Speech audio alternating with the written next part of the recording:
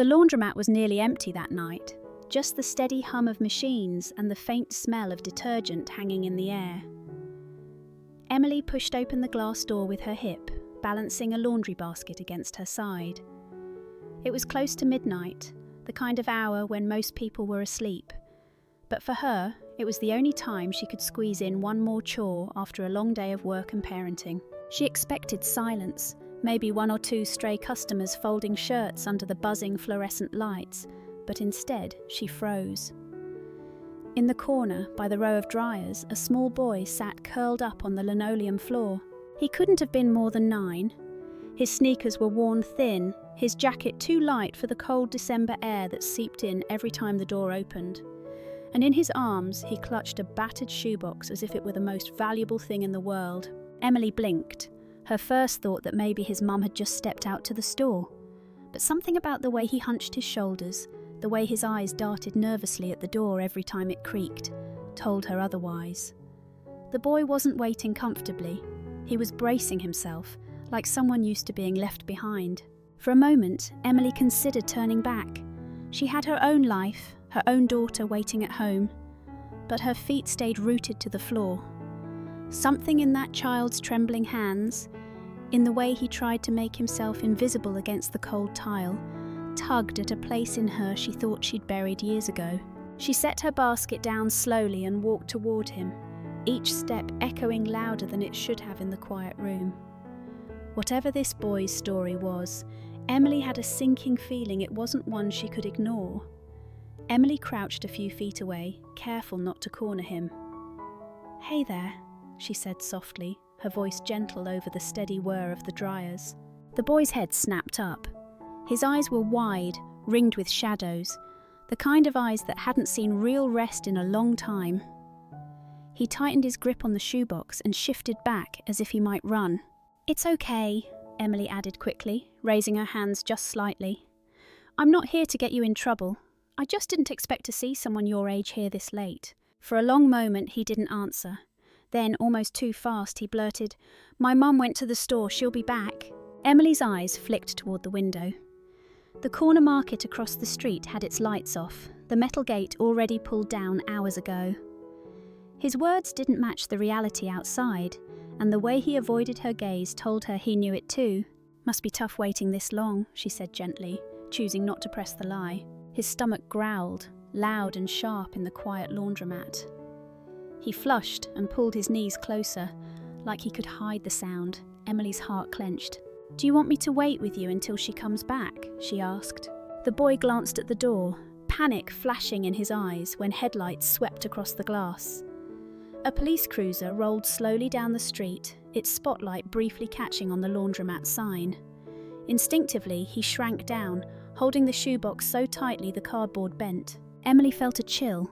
That wasn't the reaction of a kid who trusted the world to protect him. She lowered her voice. "I'm Emily," she said, steady and kind. "What's your name?" The boy hesitated, his lips pressed together as if even this small piece of himself was dangerous to give away. Finally, barely above a whisper, he said, "Jake." Emily gave him a warm smile, as if she'd been waiting all night for that answer. "Hi, Jake, I'm glad we met." For the first time, he didn't look like he was about to bolt. Emily eased herself onto one of the hard plastic chairs nearby, leaving a safe gap between them. She didn't want to scare him off, but she wanted him to know she wasn't leaving either. The laundromat hummed with the steady rhythm of dryers, the flicker of a fluorescent light overhead making the room feel colder than it was. Jake kept his head low, his arms wrapped protectively around the shoebox. His fingers tapped along the taped edges like it was the only thing keeping him steady. Emily nodded toward it. "That box must be important to you." For a moment he didn't react. Then, slowly, he lifted the lid just enough for her to glimpse inside. A faded photo of a young woman smiling with a toddler on her lap. A handful of coins. A small toy car with one wheel missing. He shut it again quickly, pulling it back to his chest. His voice cracked when he whispered, "It's all I've got." Emily felt her throat tighten. She forced her tone to stay calm. "That picture, is that your mom?" Jake nodded once, then, almost immediately, shook his head hard, like the question hurt too much. "She said she'd come back for me. His lip trembled and his eyes shone under the harsh lights. She promised. Emily leaned forward slightly, her heart pounding.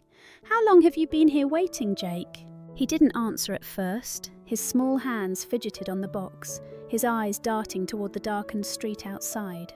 Finally, in a voice barely louder than the buzz of the machines, he admitted, "Since yesterday." Emily's stomach dropped. Yesterday? That meant a child had been sitting here for more than a full day, alone, clinging to hope and scraps. For a moment, the room seemed to shrink around her. She wanted to reach for him, to pull him into her arms and promise he'd never be left again. But she knew a sudden move might only push him farther away. So instead she spoke softly, steadily, the way she'd once soothed her own daughter after nightmares. "You don't have to keep waiting by yourself." Jake finally lifted his eyes to meet hers. They were tired, hollow, but behind them was something deeper, a quiet plea he couldn't bring himself to say. And in that look, Emily knew the truth. This boy wasn't waiting anymore. He was lost. Emily's pulse quickened. A boy had been alone in this laundromat for more than a day, clutching nothing but a shoebox and a fading promise. Every instinct told her she couldn't leave him here. Her phone felt heavy in her pocket. She slid her hand toward it, knowing the right thing to do was call the police or child services. That's what any responsible adult would do. But the moment her fingers brushed the phone, Jake's eyes darted to her hand. His whole body stiffened. "Don't!" he blurted, his voice sharp with panic. Emily froze. "Jake, if I call someone, they can help. They can—" "No!" His voice cracked, and the shoebox nearly slipped from his arms as he clutched it tighter. His breathing grew fast, shallow, and his words tumbled out in a rush. "They'll just take me away again. They'll move me around. Nobody ever keeps me." Emily's chest tightened. "Again?" she repeated softly. Jake pressed his face into his sleeve, but his words were muffled and desperate. "Foster homes, new people every time. Some were mean, some didn't care, and then they'd say I had to go somewhere else, over and over." Before Emily could answer, headlights swept across the glass windows. A police cruiser rolled slowly down the street, its spotlight grazing the laundromat sign. Jake bolted from his chair, crouching low behind a dryer like an animal who had learned exactly when to hide. His shoebox rattled as he pulled it tight against his chest. Emily's heart lurched. This wasn't just fear, this was memory. He had done this before. She crossed the room quickly and crouched beside him. "Jake," she whispered, her voice steady despite the ache in her throat. "Look at me." He shook his head hard, eyes wide, waiting for the worst. Emily kept her tone calm, deliberate. "I'm not calling anyone. I'm not letting them take you tonight, I promise." For a long moment he stayed rigid. Then his shoulders sagged just a little, his breath shaky as though he wanted to believe her. Finally, in a voice barely audible, he asked, "You really mean that?" Emily met his eyes. "Yes, Jake, I mean it." And for the first time since she'd seen him, he let out a breath that wasn't pure fear. Emily stayed crouched beside the dryer, long after the police car's lights faded down the street. The machines kept humming, but all she could hear was Jake's uneven breathing and the echo of his words. "They'll just take me away again." Something inside her shifted. She remembered being 10 years old, standing on a stranger's porch with a plastic suitcase in her hand, waiting for the foster mum she'd never met. She could still recall the stale smell of the house, the way she tried to unpack but stopped halfway, afraid she'd have to move again the next week. Nights spent staring at the ceiling, wishing for a mother who was never coming back. She had buried those memories for years, but looking at Jake now, crouched on the cold tile with that shoebox clutched like a lifeline, was like staring at her younger self. Her phone buzzed in her pocket, jolting her back to the present. Sophie's name lit up the screen. Emily answered quickly, lowering her voice. "Mum, when are you coming home?" Sophie's voice was soft, sleepy. "Soon, honey," Emily said, forcing calm into her words. "I just had something come up." "Okay," Sophie whispered. "I left the nightlight on for you." Emily's throat tightened. "Thank you, sweetheart. I'll be home before you wake up." When she ended the call, Jake was watching her carefully, suspicion and longing tangled in his eyes. "I have a daughter too," Emily said quietly. "She's about your age, and I know how scary it feels when people disappear." Jake blinked fast, trying to hide the tears welling up. His small shoulders shook once before he pulled them tight again. Emily reached into her coat pocket and found a pack of peanut butter crackers she had tossed in earlier. She held them out. "Here, you need something in your stomach." For a moment, Jake just stared at her hand, torn between pride and hunger. Then he snatched the crackers and tore the wrapper open, eating like he hadn't had a meal in days. "Easy," Emily said gently, handing him her water bottle. He slowed, chewing carefully now, and when he glanced up at her, something was different. The fear was still there, but under it was the faintest flicker of trust. And when he whispered, "Thank you," it was so fragile that Emily's heart clenched. It was only 2 words.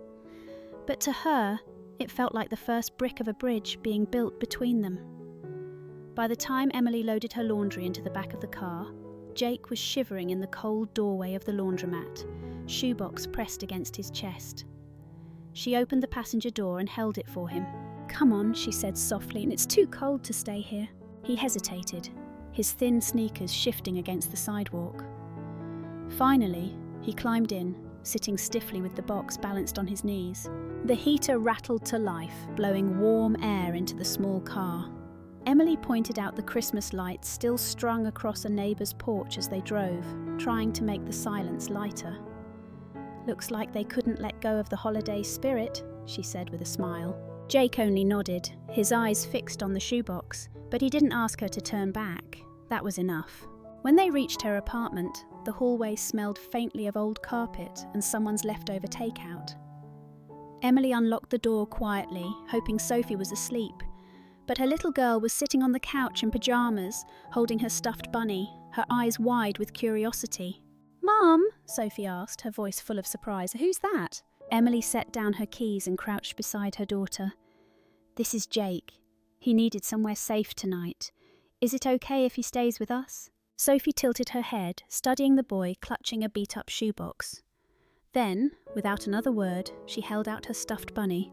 "He can borrow this if he wants." Jake blinked, startled. He didn't take the bunny, but for the first time his grip on the shoebox loosened. His lips twitched like he wasn't sure whether to frown or smile. Later, Emily made mac and cheese, the quick kind from a box. Sophie chatted about her favourite cartoon while Jake sat quietly at the table. At first he picked at the food, but the warmth of the apartment and Sophie's easy laughter seemed to soften something. He finished the bowl slowly, almost carefully, like he didn't want it to end. When it was time for bed, Emily spread blankets on the couch, but Jake shook his head. "The floor's fine," he whispered, as if a soft couch might vanish at any second. Emily didn't argue. She laid the blanket down and handed him a pillow. Sophie padded over in her fuzzy socks and set her extra blanket beside him, her bunny tucked under her arm. In the glow of the nightlight, Jake curled up on the floor with his shoebox. For the first time that night, he whispered words Emily had almost given up hoping to hear. "Good night." It was quiet, almost fragile, but it was enough to bring tears to her eyes. Morning light spilled across the living room. Jake was still curled on the floor, the shoebox tucked under his arm, Sophie's blanket draped over him. Emily stood in the kitchen with her phone pressed to her ear, speaking in a low voice. "Dana, I didn't know what else to do," she said quickly. "I found him alone in the laundromat. He said he'd been there since yesterday." On the other end, Dana's tone was calm but firm. "Emily, you can't just bring a child home. That's considered harbouring. You have to report it, or you could get in real trouble." Emily turned to look at the living room. Sophie was showing Jake how to colour inside the lines of her cartoon book. He wasn't laughing, not yet, but his shoulders weren't so tense anymore. "I can't send him back to a system that already failed him," Emily whispered. "Not until I know he's safe." "Emily," Dana began, but Emily ended the call before doubt could creep in further. A sharp knock on the door made her jump. She set the phone down, her pulse quickening, and opened the door to find her landlord standing in the hallway. He wore his usual ball cap, his eyes narrowing as he glanced past her into the apartment. "Morning," he said slowly. "Listen, I noticed a boy with you last night. He's not on the lease. You know the rules about extra tenants." Emily forced a polite smile. "He's just a friend of my daughter's, staying for a night." The landlord crossed his arms. "Well, make sure it doesn't become a habit. I don't want complaints, you hear?" "Of course," Emily said quickly, closing the door before he could say more. She leaned against it, heart pounding. Behind her, Sophie's small voice carried from the living room. "Mom, is something wrong?" Emily turned, managing a smile even as her stomach twisted. "No, honey, everything's fine." But Jake wasn't fooled. He had paused mid-colouring, watching her with wary eyes. For a child who had learned to read people's moods like survival, the truth was obvious. And as Emily met his gaze, she realised something she hadn't admitted out loud yet. Keeping her promise to Jake was going to be harder than she thought. That evening, Emily tried to keep things normal. She made grilled cheese and tomato soup, something quick that Sophie loved, but Jake only picked at the bread. His face was pale, and when Sophie leaned against him, she pulled back suddenly. "Mum," Sophie whispered, worry in her voice, "he's really hot." Emily pressed her hand to Jake's forehead. Heat radiated off his skin. Panic rose in her chest. "Jake, you've got a fever!" "I'm fine," he mumbled, clutching the shoebox tighter. But his voice was weak, his body trembling. "No, you're not," Emily said firmly. She grabbed her keys. "We're going to the clinic." The moment he heard the word, Jake's eyes went wide. "No, don't take me there, please!" He coughed hard, his whole body shaking. "If they see me, they'll call those people. They'll send me away again." Emily crouched so her eyes met his. Her voice softened. "Jake, listen to me. You're sick. You need a doctor. And I swear I'm not letting anyone take you away tonight." His lip trembled. He wanted to believe her, but fear held him back. Finally, exhausted, he gave the smallest nod.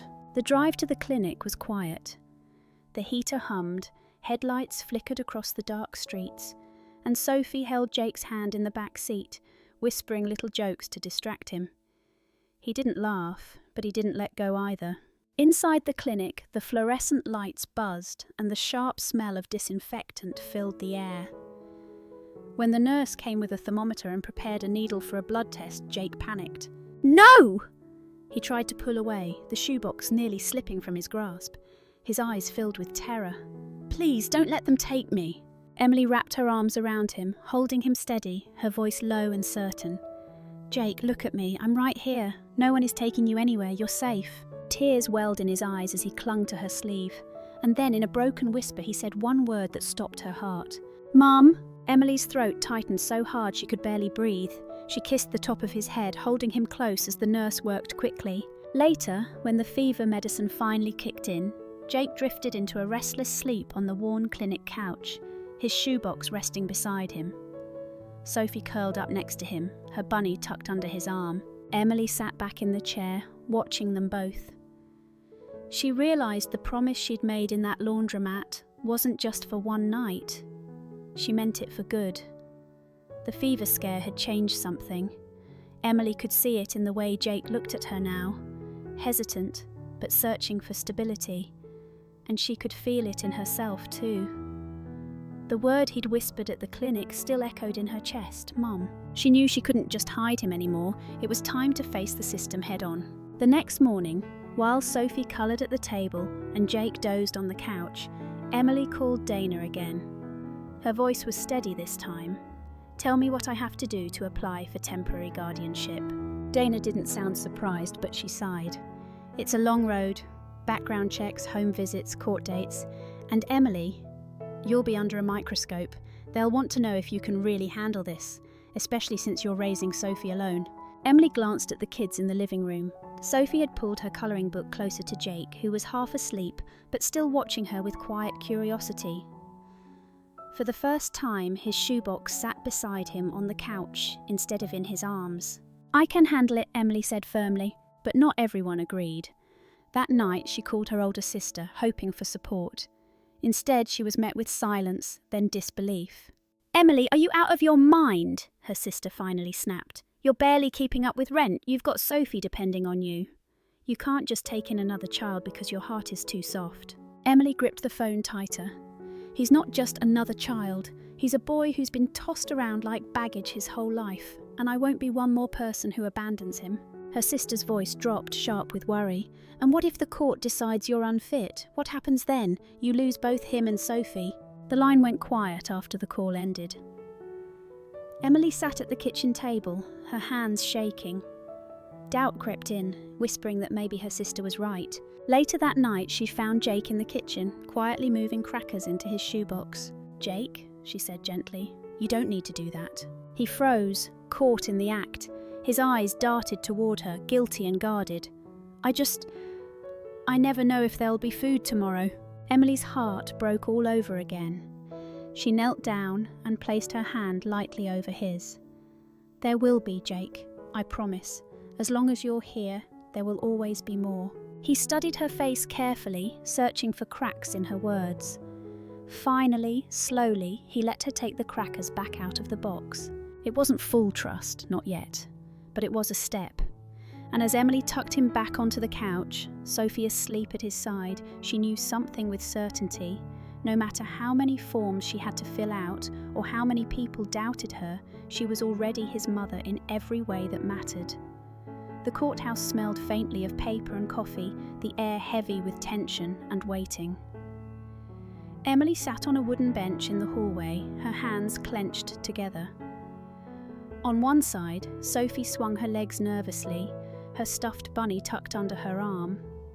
On the other, Jake held his shoebox tight against his chest. But this time, there was something new inside, a folded drawing he'd made in crayon the night before. When the bailiff called their case, Emily stood, her legs unsteady, and led the children into the small family courtroom. The judge, a woman with sharp glasses but kind eyes, shuffled through the thick file on her desk. "Ms. Parker," she began, her voice firm but not unkind. "When you first applied for temporary guardianship, you were a single mother with limited income asking to take in a child you had known for only days. I had concerns." Emily's stomach tightened, but she kept her eyes steady. The judge continued. "Since then, I've received reports from social workers, teachers and case managers. They all paint the same picture. A child who is finally attending school regularly, who is healthier, who has stability for the first time in years. And a woman who has gone above and beyond to provide that." She looked directly at Jake. "Young man, do you want to say anything before I make my decision?" Jake shifted nervously, his shoebox still in his arms. He glanced at Emily, who gave him a small nod. Slowly he stood, his small voice trembling at first. "She kept her promise," he said. "When I was sick, she stayed. When I was scared, she stayed. She never left me like the others did." He swallowed hard, then added, "She's my mum because she chooses me every single day." The room went still. Sophie slipped her hand into Jake's and gave it a squeeze. Emily blinked fast, tears burning her eyes. The judge adjusted her glasses, her tone softening. "Well, Jake, sometimes the law just has to catch up to what's already true. By the power of this court, I grant full guardianship to Emily Parker." The sound of the gavel echoed like a promise sealed. Emily let out a breath she hadn't realised she'd been holding. Jake turned to her, his eyes wide with relief, and whispered, "We did it." She knelt to his level, wrapping both him and Sophie in her arms. "Yes, sweetheart, we did it." That night they celebrated the only way they knew how, with take-out pizza on paper plates, the smell of melted cheese filling the small apartment. Jake opened his shoebox one last time. Inside, next to the faded photo and toy car, he carefully placed his new drawing. 3 figures holding hands in front of a small house, the words "My Family" written across the top. Emily hung it proudly on the refrigerator. She used to think family was something you were born into, something fixed and unchangeable, but now she knew better.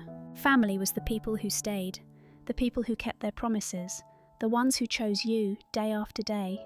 As she tucked Sophie and Jake into bed that night, listening to their steady breathing in the quiet apartment, Emily realised she had everything she never knew she was missing. Family isn't just the people we're born to, it's the ones who stay, who keep their promises, and who choose us every single day.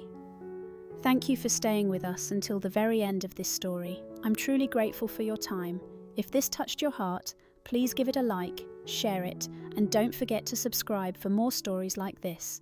We'll see you again soon, right here on Rain Inside.